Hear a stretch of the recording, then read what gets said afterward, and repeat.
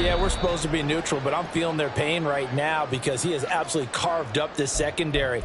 A clinic on how to attack a defense and take them out of the game. Purdy and the Niner offense, they'll stay on the field. They'll try to go for 2 here.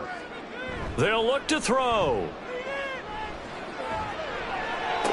And this is going to be caught. So add 2 more to the lead as they continue to pour it on here in the 4th. He hits the big target for the 2-point try. Defenses hate those guys, especially around the goal line. It's hard to decide who you're going to put on him. Are you going to put a smaller corner on him? Are you going to put a safety who doesn't have maybe the same coverage skills? How about a linebacker? He may have the size, but he's not used to really covering in space. That's why the tight end gives you such a great advantage when you're throwing the football. And the Washington offense going back to work. Well, this game, it has had no shortage of offense. They've been able to put up a decent amount of points on this side, Charles. They just have not been able to keep pace with the other offense they're going against here. Yeah, that's a good way of pointing things out because now it's not a total loss because, as you said, they've scored some points, so there's some plays they can build on, moments where the game plan actually worked. But overall, though, they were just out-personnel. They were going up against a team that's playing at an elite level. And they're going to speed things up here. On first down, Howell. And down he goes. The 49ers get there. Gotta imagine the pass rush will be equally intense here on second down following the sack. It's 2nd and 18. There's a ball thrown right side and complete. Touchdown, Washington. Jahan Dotson with his 2nd touchdown of the afternoon. And the Commanders are able to cut into that deficit. And now the Washington offense going to stay out there and go for 2. Howell throwing for it. He's got it.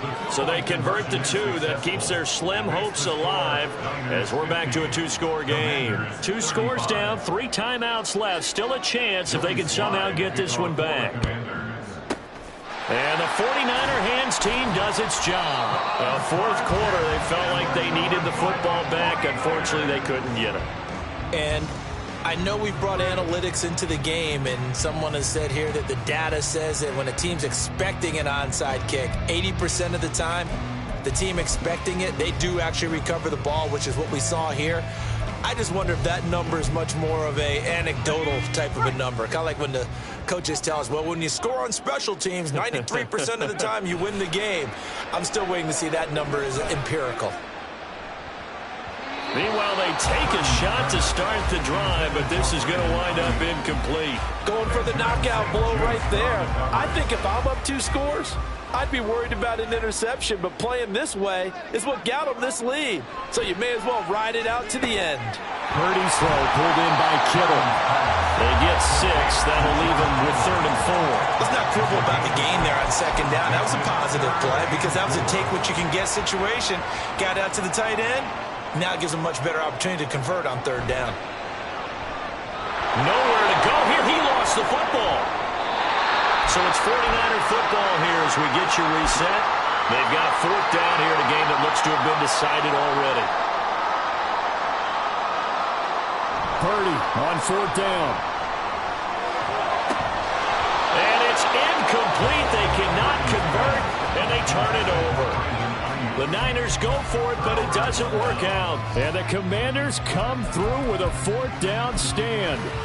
So here we go now with Howell and the Commanders. Down by 15. 1:55 remaining. Now the 4th down stop, the first of a series of events that will need to break their way. But bottom line, they're still alive on 1st down, but this one winds up to be incomplete. They'll try again here. 2nd and 10.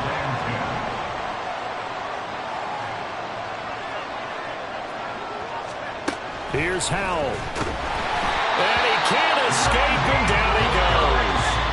Washington now going to use the first of their 3 timeouts as they'll head to the sideline and talk over what to do next.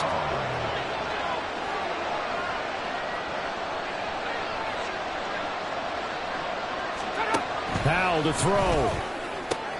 Oh, and a heck of an effort there as he'll make the diving catch.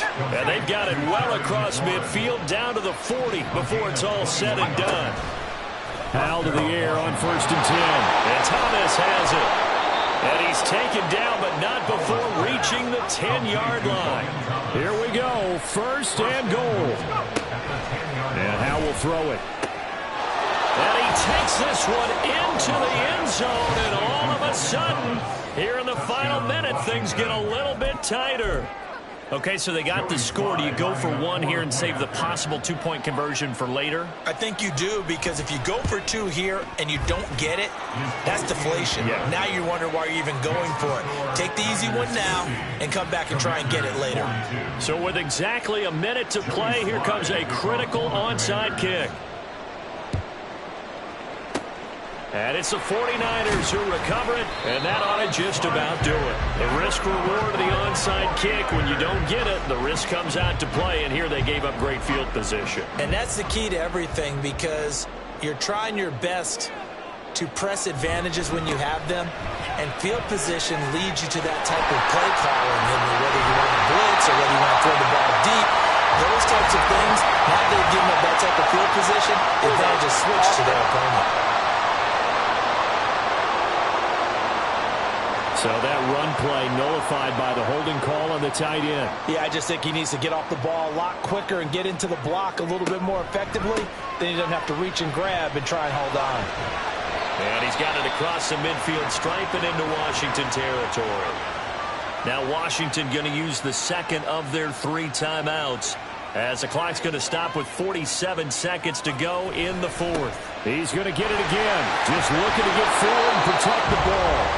Now Washington going to go ahead and use their final timeout, as they'll stop it with just over 40 seconds to go in the game. We'll see what they have drawn up here, a little bit behind the line. 12 yards needed to gain a first down. They'll fire this deep for Ayuk. And a penalty flag comes in as that one winds up incomplete, but the contact is going to move the ball well downfield. So pass interference the call, and that does not look to be going over too well on the defensive side.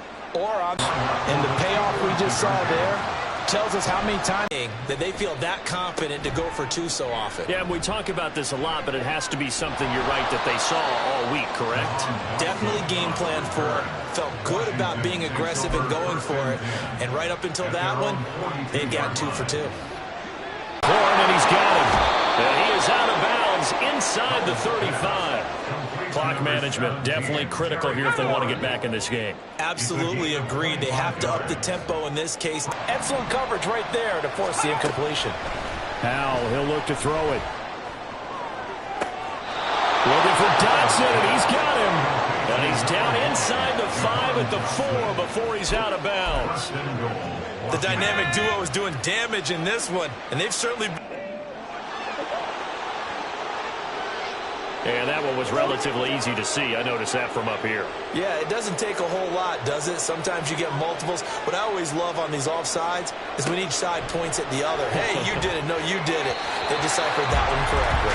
Now a throw to the end zone on first down, but it winds up incomplete. And now defensively in the 2-minute drill, the big key to me, make sure you understand your assignments. And anytime you get a chance to tackle someone in bounds, get them on the ground. Powell